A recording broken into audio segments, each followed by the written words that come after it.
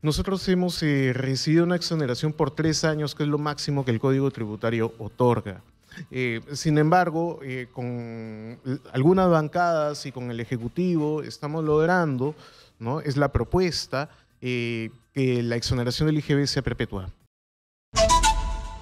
Para mí es fundamental el tema de la proyección cultural, no por algo tenemos un espacio que hemos creado que se llama Autores, donde hablamos con los autores, que son los creadores de historias, de contenidos, que son importantes para que uno pueda motivar la mente, sobre todo de los chicos, ¿no?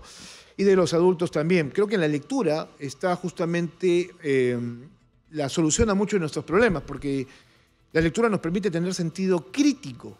O sea, nos permite tener determinado tipo de información y luego utilizarla para poder construir nuestros propios argumentos y así sostener nuestra posición de una manera mucho más informada.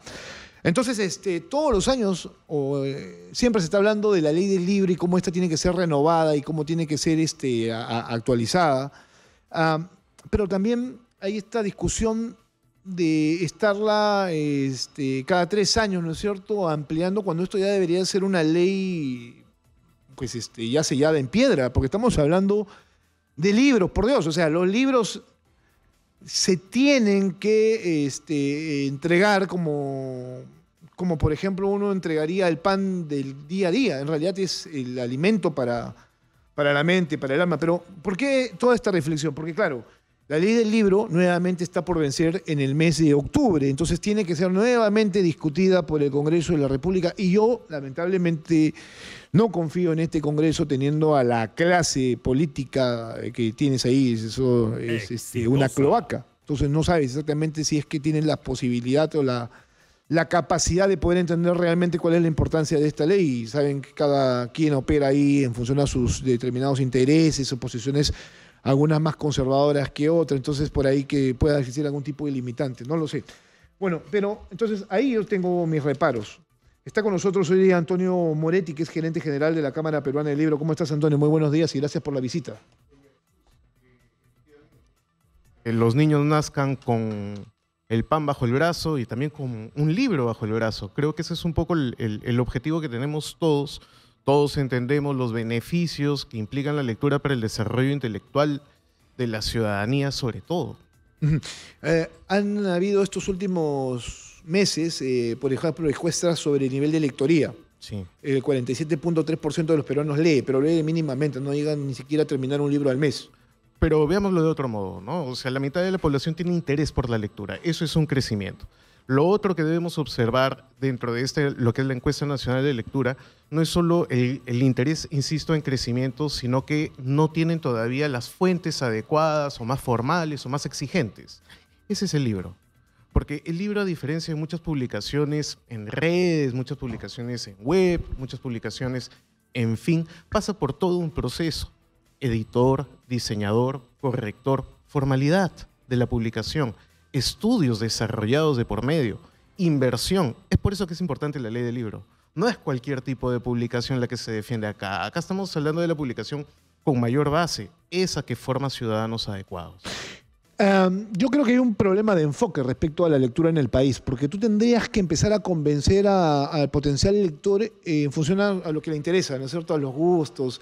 El plan lector no sé qué tanto ha estado funcionando en los últimos años, porque tú tendrías que tener una mejor selección para que el chico se entretenga con la lectura, ¿no? Y deje por un momento ya elementos que son ya ampliamente distractivos, como el tema del celular, la tableta, la computadora, los juegos en línea.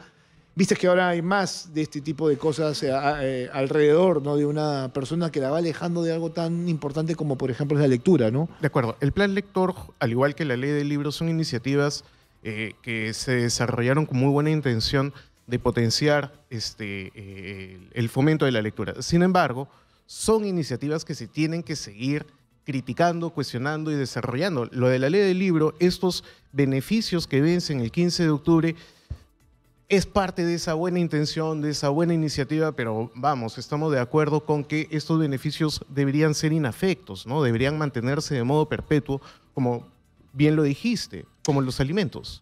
Claro, en un ratito más vamos a entrar al fondo de la ley, que creo que es importante, y cuál es la propuesta además que está presentando el Ejecutivo al Congreso de la República. Correcto. Pero sí es importante hablar de esta problemática, porque ahí nadie se mete, nadie ahonda justamente en las estrategias para mejorar el nivel de lectoría de los chicos. Es más, viste que meten mucho la mano respecto al tema de los textos que se van construyendo para los diferentes niveles educativos, ¿no? Estamos de acuerdo. Donde hay sesgos determinados y no se busca, por ejemplo, de que haya una amplitud de criterios, ¿no? Acorde como el mundo está cambiando. Sí, el tema político inevitablemente interviene en estos criterios cuando debería ser algo más técnico, pedagógico, didáctico, ¿no? Sin dejar de lado, por supuesto, lo cultural. Quiero decir, la lectura en los colegios y la elección del plan lector pensando en la identidad nacional, ¿no? En leer escritores peruanos, entendámoslo así, poetas peruanos y peruanas, entendámoslo así, porque a veces en muchos planes lectores se prioriza escritores extranjeros frente a lo que podría ser la discusión nacional, veámoslo, del siglo XX con un José María Arguedas de por medio. Lo importante que es leer a un escritor como Arguedas, a escritores vivos, por supuesto, como Braiso Vargas Llosa, o a poetas como Blanca Varela, ¿no? O sea, tenemos un panorama amplio y riquísimo que debería ser priorizado, pero esa es una discusión técnica en la que a veces los factores políticos, pues... ¿Y ustedes discuten, forman parte de esa discusión o no son convocados?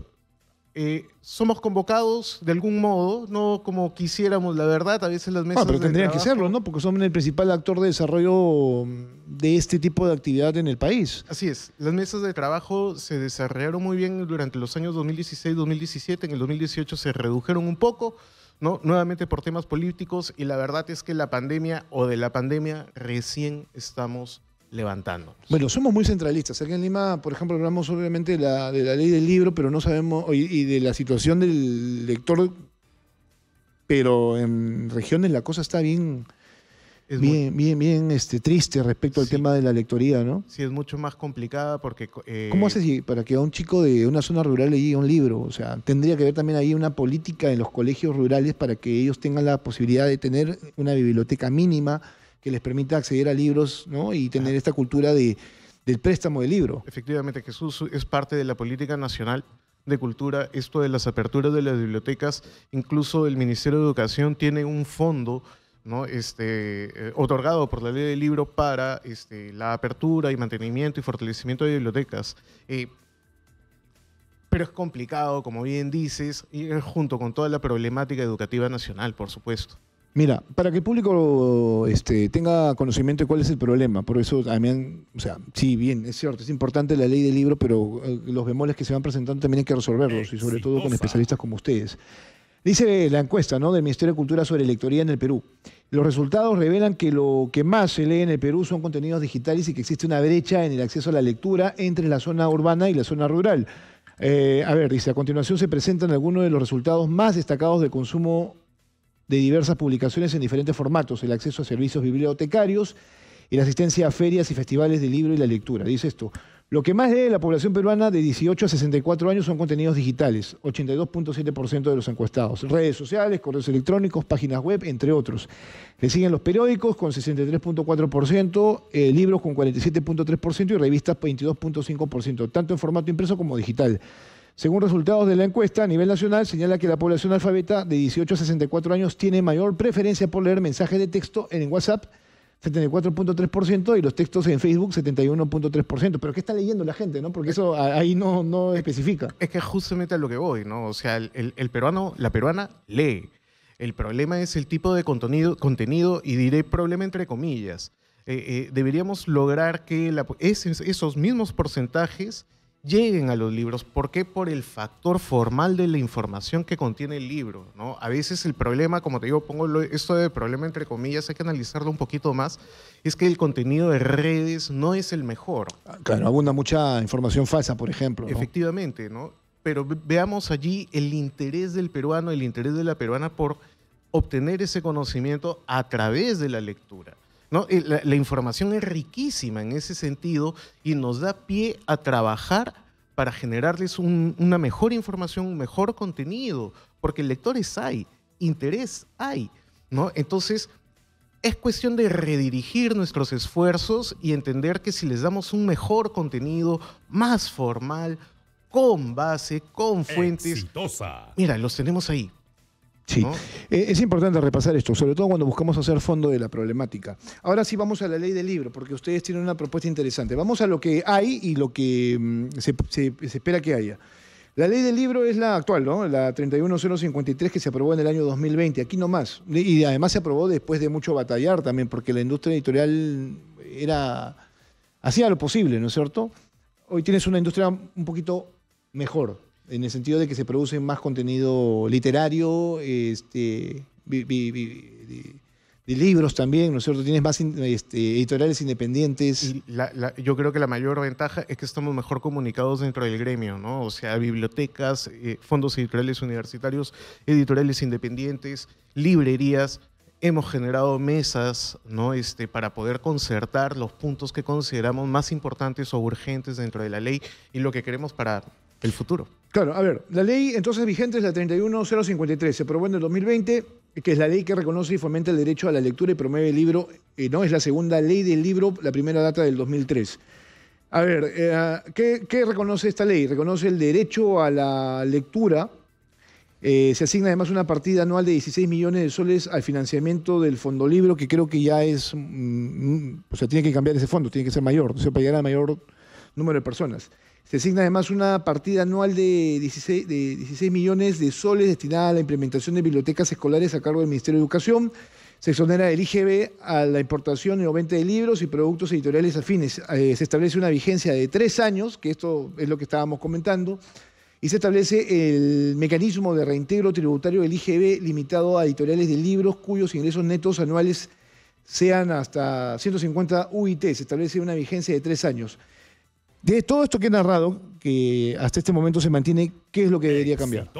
Bueno, lo primero es lo de la implementación de bibliotecas, ¿no? Que pertenece al Fondo Libro y que es un fondo que debe ser administrado por el Ministerio de Educación. Un poco lo que nosotros estamos observando es que esto podría ser manejado también o ejecutado por el Ministerio de Cultura. ¿Por qué esto? Porque los 16 millones que tiene el Ministerio de Cultura sí los ejecuta. Los ejecuta a través de estímulos económicos, los ejecuta a través de compras en el sector editorial, pero lo del Ministerio de Educación todavía está como congelado y necesitamos que se ejecute. ¿Por qué el Ministerio de Educación, que es una de las instituciones que tendría que tener esto como prioridad, no ejecuta un presupuesto que es importante? Tú tendrías que tener bibliotecas... Esa es una gran pregunta. Bien construidas, ¿no? Así es, esa es una gran pregunta. Pero el proyecto del Estado, perdón, del Ejecutivo, quiero decir, contempla esta situación, ¿no? Digamos, estamos poniendo un poco los pies sobre el piso para entender la realidad. Eso es uno que es súper importante. Lo otro que consideramos que es lo más importante, digamos, nuestra prioridad uno, es el tema del IGB. Nosotros hemos recibido una exoneración por 3 años, que es lo máximo que el Código Tributario otorga.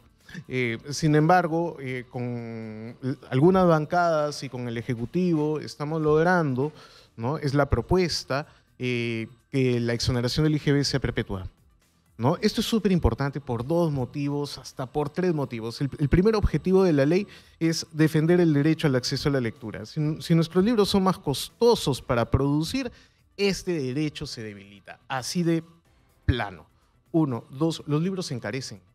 Y no se encarecen solo por el IGB, que es el 18%, sino que se va a encarecer porque mi proyección de producción editorial se va a reducir. Bueno, habría que considerar una cosa, que un libro es la suma de una serie de componentes. Papel y tinta. Eso cuesta. Así es. Y eso tiene IGB que no se recupera, ¿no? Es por eso también importante... Papel, tinta, distribución. Autor. Autor también, porque ¿no? hay que pagar sus derechos. Corrector, diseñador, diagramador, es toda una cadena de trabajo, ¿no? Que se ve encarecida porque desde que compramos papel hasta que se vende el libro, ¿no? Hay una cadena de impuestos que limitan el acceso a la lectura, por un lado, ¿no? También tenemos el tema de que esto es una política internacional. En la región, la mayoría de países en este continente tienen estos beneficios tributarios que nosotros estamos peleando porque sean a perpetuidad. ¿Por qué a perpetuidad? Porque esto nos permite la planificación, nos da un poco de estabilidad comercial, ¿no? Y de desarrollo para poder hacer las inversiones adecuadas a largo plazo. Pero si nuestro mayor plazo son 2 años, porque en el tercero tenemos que sentarnos a pelear para defender esta ley, ¿no?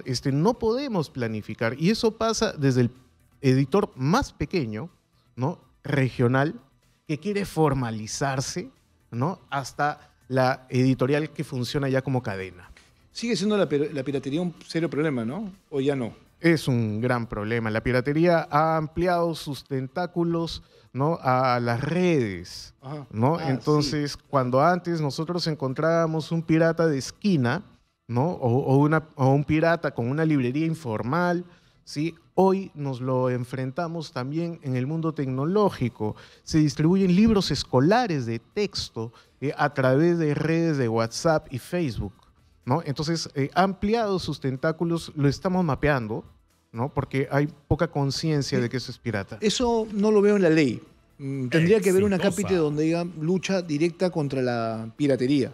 Mira que de libros, ¿no? Eso no está en la ley del libro porque pertenece al sector de derechos de autor, que es una dirección... Digo, pero esta ley tiene que tener un marco de protección. Es más que la lucha contra la piratería, es más bien una de las causas o justificaciones para que esta ley funcione. O sea, la piratería se lleva, voy a decirlo muy en simple, se lleva toda la cadena de valor gratis. No paga autor, no paga diseñador, no paga diagramador, no paga corrector, solo paga papel. Entonces se lleva toda la cadena de distribución, toda la cadena de producción. Sabes que la piratería sonora física se acabó pues con obviamente los apps, ¿no? El avance digital, pero no se ha podido acabar con, por ejemplo, la piratería de libros, ¿no? Porque el libro es físico, entonces te lo tienes que llevar. La gente también consume papel, o sea, digo...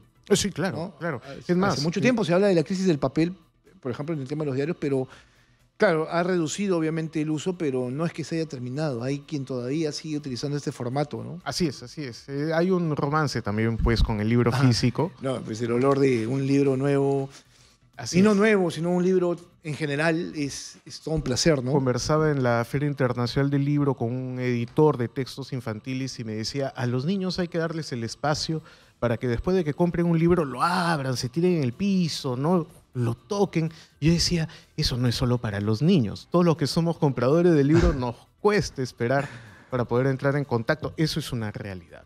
Sí, uno quisiera tener también todo el tiempo del mundo para poder leer libros, pero eso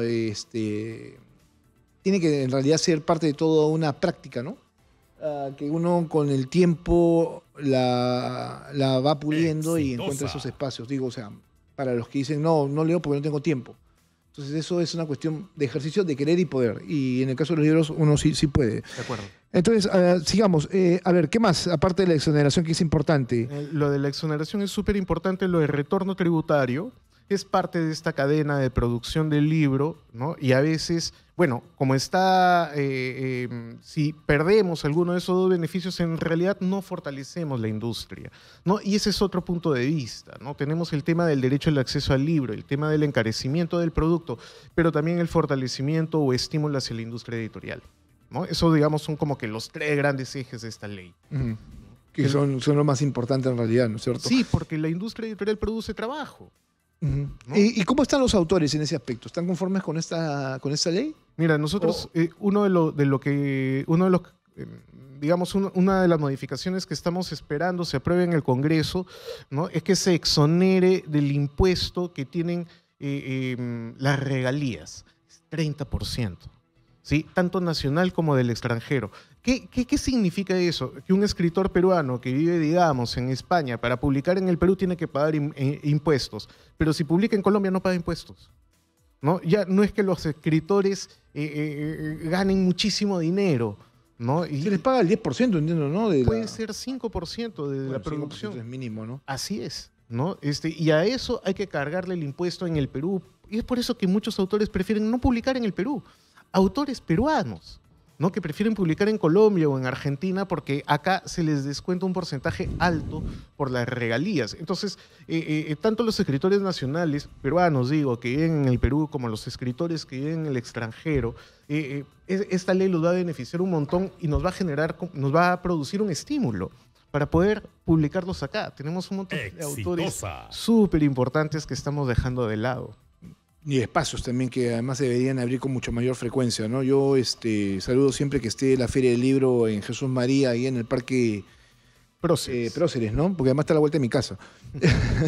Y esta semana, en esta ocasión me enteré de que va a cambiar de espacio. Creo que se va a Campo de Marte, ¿no? No, todavía no está definido hacia dónde va, ¿no? Ese es todavía estamos el alcalde en proceso. de Jesús María vino acá y dijo que lo quería llevar Es la propuesta del alcalde. Pero la suya es todavía estamos que vaya al haciendo, frente, ¿no? O sea, al círculo militar. Sería extraordinario. ¿Pero por qué no quedarse ahí en el Parque de los Próceres? Digo, o sea, ¿cuál es el problema? No lo quieres decir. No, es que en realidad más depende del Tú sabes que esta vez alcalde. he visto más familias en la Feria del Libro, no sé si es mi percepción, pero está completamente abarrotada de familias enteras haciendo... Ya, si no compra, a mirar. Pero incluso hasta la oferta era muy buena, porque había libros desde 9 soles, 10 soles, o sea, y buenos libros. ¿Ah? Así es. Esta idea de tener outlets de libros debería ser, no sé, llevada constantemente de manera itinerante, pero eso depende también mucho de las editoriales, o posiblemente podría ser una muy buena idea para la Cámara Peruana del Libro. En realidad ese es uno de los objetivos, atraer a todo tipo de público para que puedan encontrar libros de todos los valores, sin perder la calidad, ¿no? Y el objetivo de la Feria Internacional desde el año pasado y este año es atraer familias, ¿no?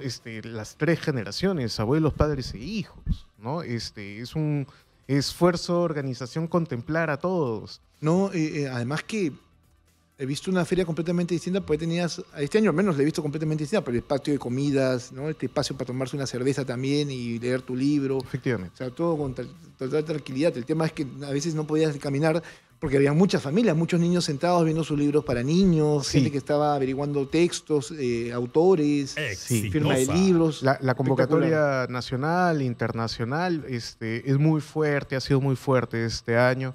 Es una pena pues que no podamos volver al Parque Próceres, ¿no? Pero esa es una decisión de la municipalidad que nosotros respetamos y la verdad que agradecemos. Y habría que hacer fuerza común para que se mantenga. Hablaremos con el alcalde pues, nuevamente para que recapacite un poco más y permita que la feria continúe. Y pues es un buen espacio, además está excéntrico, hay movilidad, no se genera tanto problema con el tráfico, o sea, no tendría por qué no serlo. Pero bueno, en fin. Gracias por estar el día de hoy, tomarte el tiempo. Antonio. No, gracias a ti, Jesús. Esperamos pues de que el Congreso priorice estos proyectos de ley que ya tienen en carpeta. ¿Cuándo es que han presentado esto? El Poder Ejecutivo ha presentado esta semana, un proyecto de ley consolidado. Además lo hizo público Dina Boluarte, ¿no? Así es. Y tenemos 4 proyectos de ley presentados por diversas bancadas, por 4 bancadas dentro del mismo Congreso, lo cual nos genera un muy buen síntoma. Ojalá. ¿No? Sí. Yo soy muy crítico del Congreso de la República, más en este nivel en el que se encuentra, pero no sabía que ellos al menos están apuntando a que esto sea posible. Así es. ¿Y en qué plazo podríamos tener? ¿Tendría que ser antes del 15 de octubre? Por supuesto. Lo que debería funcionar o lo que debería suceder es que en 1 o 2 semanas tengamos la feliz noticia de que la ley del libro se mantiene con estos beneficios, se incrementa, se fortalece. Cierto. ¿No? 2 semanas, 10 días. Eso sería extraordinario. No, pero eso tendría que ponerlo el presidente del Congreso si hay una decisión automáticamente en debate, ¿no? Así es. O tiene que pasar por comisión. De todas maneras, tiene que pasar por comisión. Pero podría pedir la exoneración. Desde el lado del proyecto presentado por el Ejecutivo, ¿no? O sea, el hecho de que tengamos los 4 proyectos presentados desde los congresistas y también el proyecto presentado por el Ejecutivo permite que cualquiera de las opciones se pueda priorizar. Ya, pero a ver, ¿esos 4 proyectos están en la misma sintonía del presentado por el Ejecutivo de que ya sea permanente la exoneración? Así es. Pero okay. El más fuerte, el que consolida, como creo yo que es la mejor visión, el que consolida todo es el del Poder Ejecutivo, ¿no? Que se ha podido reunir. Pero repito yo, ¿podría ser que lo exoneren de comisión? Sí. Sí. ¿No? Y ser puesto, si hubiera la voluntad, a debate la próxima semana. Sí, lo que nos preocupa a nosotros es que se priorice ya el debate. Claro, porque ¿no? ¿qué pasaría si es que llegan al 15 de octubre y no se aprueba nada. Sucedería un efecto como el de la pandemia. Claro. ¿Te imaginas los libros que un día antes costaban 25% menos? ¿No? ¿Te imaginas lo que pasaría financieramente con los créditos? Las entonces, importaciones, con las exportaciones. O sea, hay una responsabilidad financiera de por medio súper importante que, claro. No lo estamos viendo. Efectivamente. Claro, estamos inmersos en otros temas, en otros debates mínimos en realidad. Mira, la verdad, yo prefiero tocar estos temas al debate político, que ya es cansino, no resolvemos nada. Pero entonces, esto sí me preocupa. Tiene que ser priorizado como un por el amigo, Congreso. entonces, la Cámara Peruana del Libro para poder discutir esto antes de que se venza el plazo. Y además porque lo tiene que aprobar el Congreso y de ahí tiene que promulgarlo el Ejecutivo. Entonces eso toma su tiempo. O sea, creo que hay que entenderlo. Miren cuánto tiempo. A ver, hoy día es 9 de septiembre, o sea, tenemos algo como que un mes y días, ¿no? Claro, pero 10, 15 días debería ser lo que todos deberíamos tener en mente. Ojalá. ¿No? Para que bueno, estamos contigo entonces con el país que quiere leer y que esto se mantenga. Entonces te convocamos seguramente en los próximos días para ver cómo hacemos causa común para que eso se apruebe y no se afecte la industria editorial en el país, que cada vez es mejor. Cuando quieras, Jesús. Muchísimas gracias. Gracias a Antonio Moretti, gerente general de la Cámara Peruana de Libro aquí en Exitosa. Ya ven ustedes, esto es importante, esto en realidad es lo que finalmente sostiene nuestra sociedad. La educación está relacionada directamente con el tema de la lectura y ahí es donde vamos nosotros a encontrar desarrollo. Una sociedad más evolucionada es aquella que lee, que se informa y que se cultiva de esa manera.